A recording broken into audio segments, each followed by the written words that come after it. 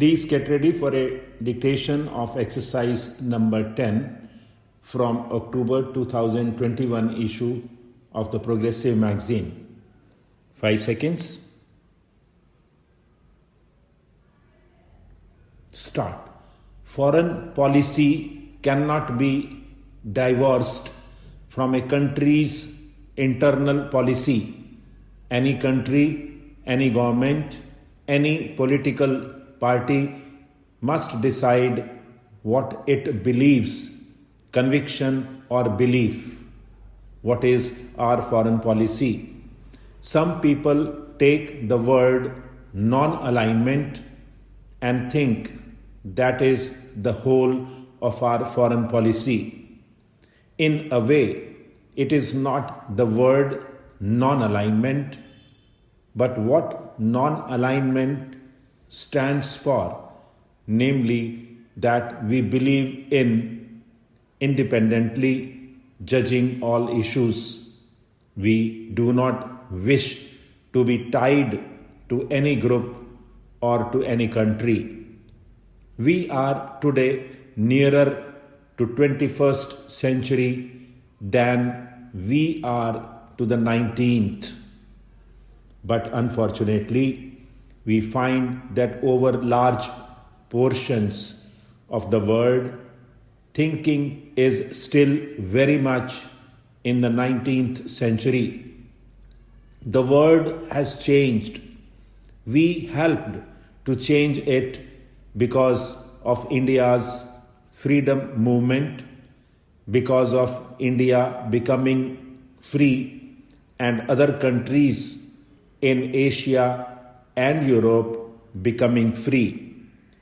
This has been the greatest change in the world. Although it was obvious to us that we would become free and that our freedom would lead to the freedom of other countries, this process came somewhat as a shock to the colonial powers.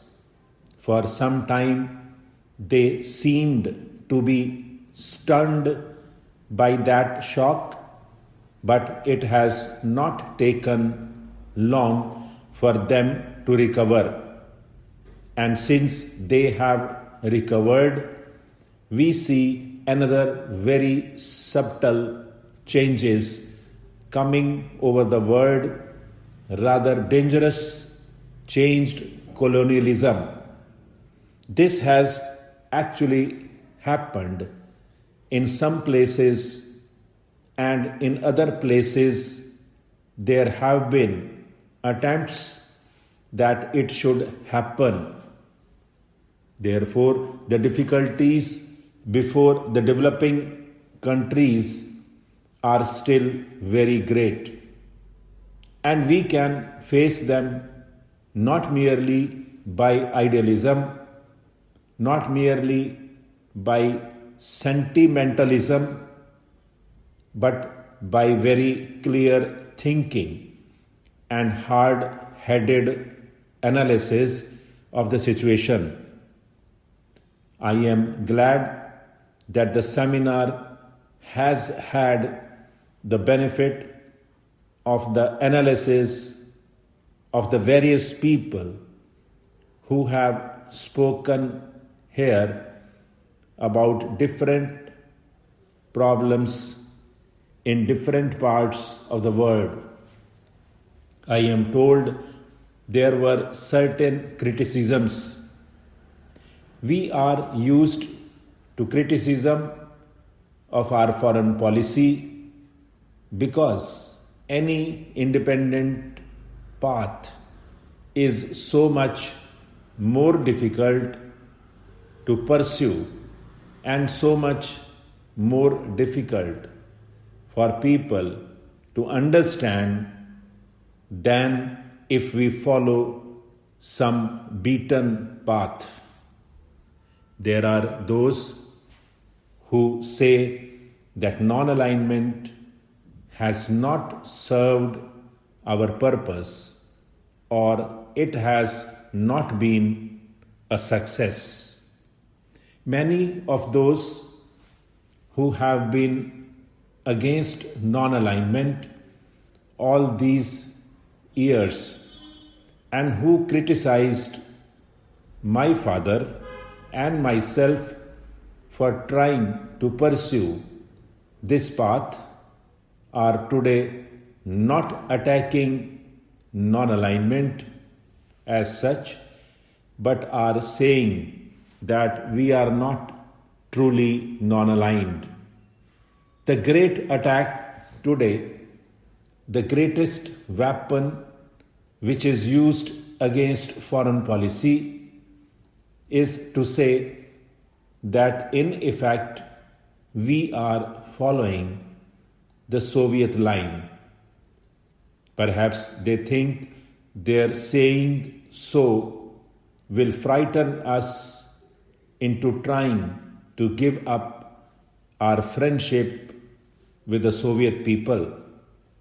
Perhaps they merely think that they will be able to blow up the image of independence which we have amongst our own people and amongst the world.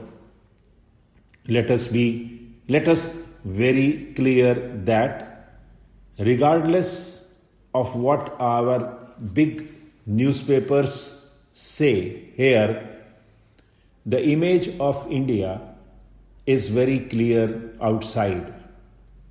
It is not an image of a country which follows any group or country.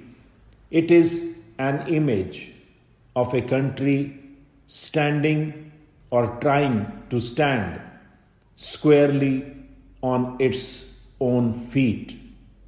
It does not mean that they always think we are right. Many of the countries think that we make mistakes, and on many occasions we go wrong.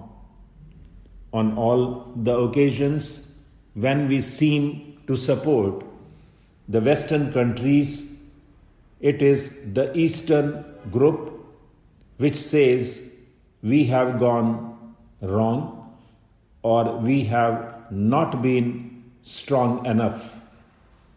On those occasions when we have supported the Soviet people, or more likely the African, Asian countries, the Western world thinks we have gone wrong.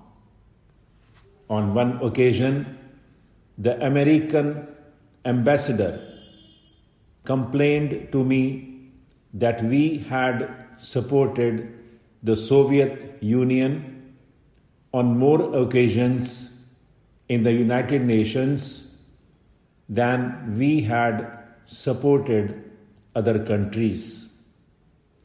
I said, let us look at each occasion. I did not have details with me there and then, because this remark was made at a party. But I said, if you look at the occasions on which we have seemed to side with the Soviet Union, what do you find? Were they not issues in which India and the developing countries were vitally interested? And if this was so, would it not be more true to say that the Soviet Union has supported the stand taken by the developing countries, by the African and Asian countries, and not that we had gone out of our way to support the Soviet Union? Afterwards, I put this question to the Ministry of External Affairs, and actually when we counted up, we found that it was not even true to say that we had voted with the Soviet Union on more occasions than we had voted with the other countries of the Western Bloc. Stop.